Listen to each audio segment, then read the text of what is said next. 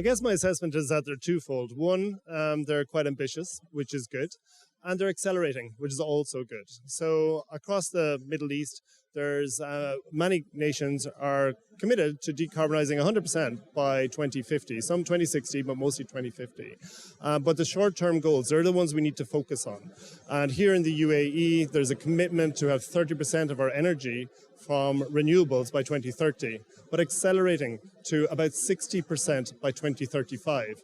And just to round off, it's that element of ambition that's so important if we are to achieve what we need to achieve in the longer term for a much more sustainable, carbon-free future. So that's a difficult question to answer because there's no one silver bullet in my opinion, right? So what is important though is you're picking up the right elements, the right key things that we need to use to decarbonize. So there's not one technology that will be the solution. It will vary depending on where you are.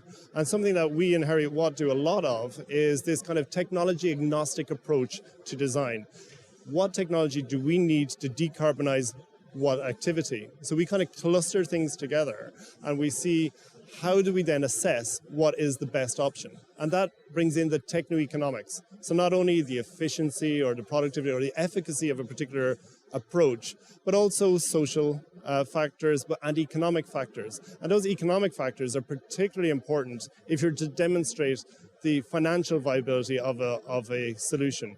And then that kind of financial viability, it makes an economy of itself, and it also makes it easier for other people to adapt or adopt those solutions and recognize that, sustainable futures, decarbonization is very much in their own self-interest. First of all, it is an important part of the mix, right? Because different countries have different ambitions and they have different levers that they can pull, but it is a global effort. Decarbonization is not a local effort, it's very much a global one. So the idea that you're able to trade carbon is something that can benefit all and rise everybody up to have these ambitious targets. So the other thing that carbon trading touches on, of course, is that the solutions aren't just technical, they are financial as well. So these financial mechanisms are very important to help people to be creative about how they develop solutions and how they can effectively export solutions that can benefit people other than their own national interest, but worldwide. So overall, if implemented well, it can be a very, very good and effective way of decarbonizing or creating a much more sustainable future. There are many challenges, all right? The key one, I suppose, is speed. How quickly can we do this? But that in and of itself isn't the challenge. The challenge will be about how you engage multiple different sectors in a common purpose towards delivering a more sustainable future. So, who are our stakeholders? Well, the stakeholders are you and me, it's society.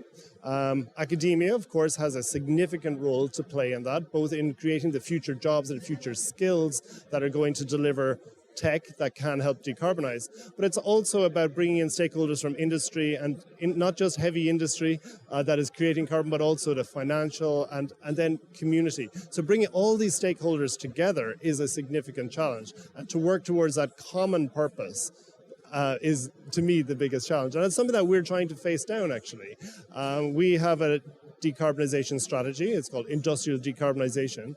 And we cluster together pretty heavy industries in the UK at the moment. So whether it's the Humber or Teesside or South Wales, we're able to take this kind of clustering approach together to engage all these different stakeholders to deliver this kind of decarbonization of what can be very heavy industry. So it's a big challenge.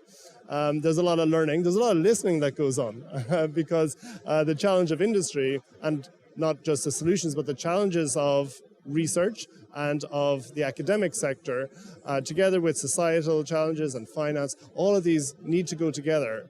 And that, to me, is the largest challenge that we're facing.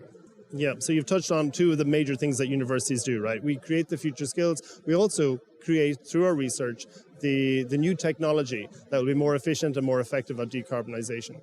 But our role obviously goes beyond that. We can be exemplars for society, right? So in how we behave, in how we decarbonize our own activity, can be an example for society. We work a lot on that. We have a LEED Gold building in Dubai as an example of how we invest and how we operate. And we're continually trying to decarbonize our own our own activities.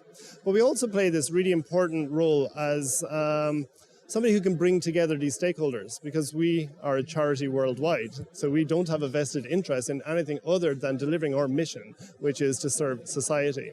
So we're able to host a discussion, we're able to bring together different stakeholders, sometimes competitors, together and say, well, how can we actually work together on this common purpose?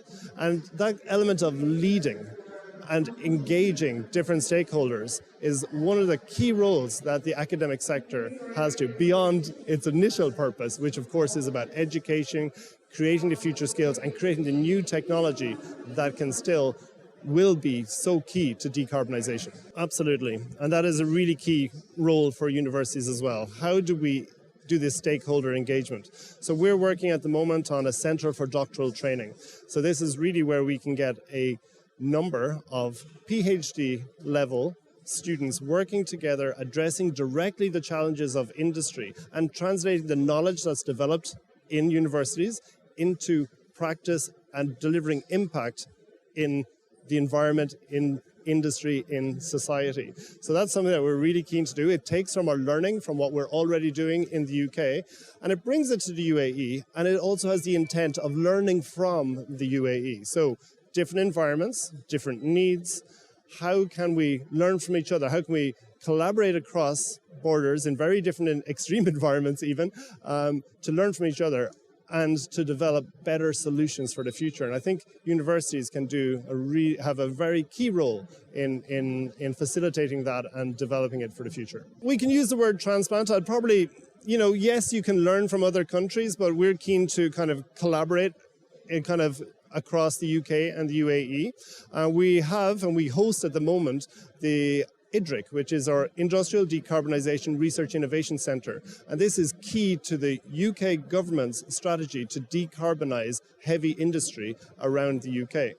Now that is an approach that is working very well in the UK in decarbonising, in reaching net zero, in integrating renewables, carbon capture, and doing that together with society. I'm really keen to see how could that work here in the UAE. And when you do more of it, when you say we translate it here into UAE, then how do we feed back? How do we learn from the UAE experience? That might help the UK as well. So it's that collaboration across the two. But that is a major initiative that the UK has embarked on over the past few years, that IDRIC, Industrial Decarbonisation, which is going to be key to their overall strategy for delivering on its commitments to 2030 and 2050.